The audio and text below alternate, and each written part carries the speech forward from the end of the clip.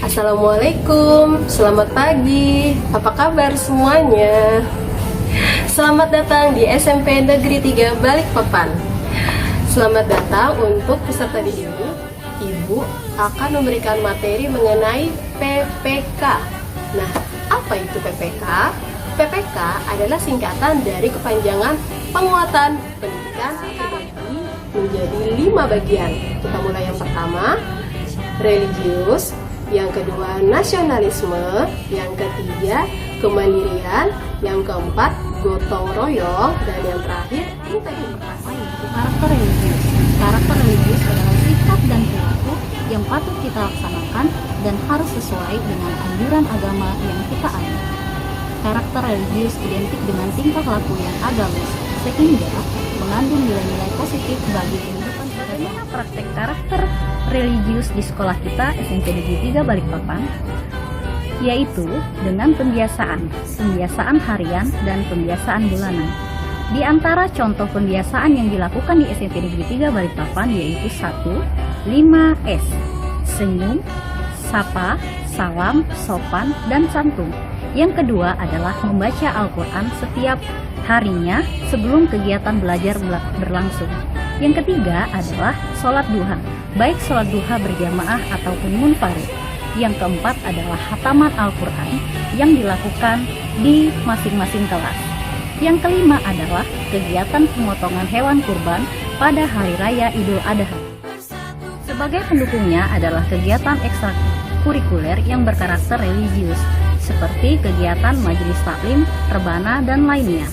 Yang terakhir, begitu pula dengan siswa-siswi SMP Negeri 3 yang beragama selain agama Islam, mereka dapat melakukan kegiatan keagamaan sesuai dengan ajaran agamanya masing-masing. Contoh sederhana dari perilaku atau tindakan yang mencerminkan sikap religius adalah 1. Siswa selalu bersyukur apabila mendapat nilai ulangan. Yang kedua, menjenguk apabila temannya ada yang sakit. Yang ketiga, memberi bantuan, dukungan, dan support apabila ada teman yang tertimpa musibah. Yang terpenting adalah menjadikan karakter religius ini sebagai kegiatan yang membudaya pada kegiatan sehari-hari siswa, baik di sekolah maupun di masyarakat. Tetap semangat! Adalah sebuah paham mengenai satu kesatuan sekelompok manusia yang memiliki tujuan yang sama, biasanya berhubungan dengan bangsa yang memiliki tujuan yang sama, yaitu ingin maju dan ingin merdeka. Contohnya Indonesia itu memiliki tujuan yang sama yang termuat di dalam pembukaan UUD 1945. Adanya keempat, ada 4 bagian tujuan negaranya yang bisa kamu lihat sendiri di buku UUD 45 pastinya, makanya dibuka ya bukunya. Contohnya apa itu nasionalisme? Pertama, pelajar yang memang cinta sama negaranya, cinta tanah air, dan rela berkorban. Cintanya yang seperti apa? Ia mampu memisahkan apa itu kepentingan pribadi sama kepentingan umum, kepentingan kelompoknya. Kepentingan pribadi, misalkan dia tahu apa cita-cita dia untuk lebih maju dan untuk membuat dia menjadi lebih baik daripada sebelumnya. Sedangkan kalau untuk kepentingan kelompok berarti dia berusaha untuk meredam egoismenya.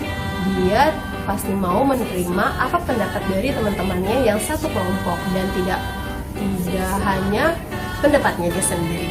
Nah, kemudian dari contoh-contoh yang tadi, yang paling penting adalah rela berkorban. Ini hubungannya dengan apa? Patriotisme. Ia rela berkorban untuk kepentingan semua kelompok. Seperti itu. Itu salah satu contoh dari adalah mandiri. Karakter mandiri merupakan sikap dan perilaku tidak bergantung kepada orang lain dan mempergunakan segala tenaga, pikiran, waktu untuk merealisasikan harapan, mimpi, dan cita-cita. Siswa yang mandiri memiliki etos kerja yang baik, tangguh, berdaya juang, profesional, kreatif, memiliki keberanian, dan menjadi pembelajar sepanjang hayat. Pembiasaan karakter mandiri di sekolah kita, yang pertama, siswa mengikuti proses belajar mengajar di kelas maupun daring dengan tepat waktu. Yang kedua, siswa mentaati tata tertib sekolah yang berlaku di sekolah kita tercinta SMP Negeri 3 Balikpapan dengan penuh tanggung jawab. Yang ketiga, siswa menyelesaikan sendiri tugas-tugas yang diberikan oleh guru mata pelajaran tanpa bergantung kepada orang tua ataupun kakak. Yang keempat, siswa menggunakan internet sebagai media pembelajar dengan bijaksana dan beretika. Sukses selalu. Gotong royong. Gotong royong juga masih berhubungan dengan yang namanya nasionalisme. Gotong royong itu berhubungan dengan kerjasama. Di Indonesia banyak sekali contoh-contoh dari gotong royong.